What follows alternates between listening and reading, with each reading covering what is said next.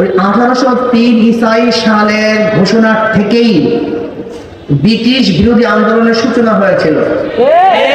সবচেয়ে বেশি রক্ত দিয়েছে মুসলমান, আপনারা জানেন কি জানেন না?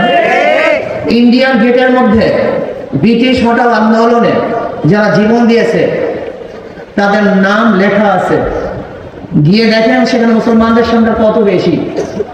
সর্বপ্রথম ব্রিটিশ হটাও আন্দোলনে জান দিয়েছে মুসলমান, আন্দোলন করে মুসলমান। পরবর্তীতে অন্য অন্য সম্প্রদায়ের লোক সম্পৃক্ত হয়েছে, কিন্তু সূচনায় ছিল তারা। রক্ত তাদের, ত্যাগও তাদের বেশি। কেন?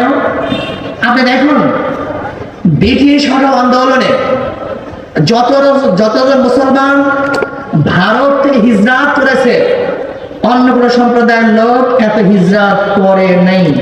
দেখাতে পারবেন না?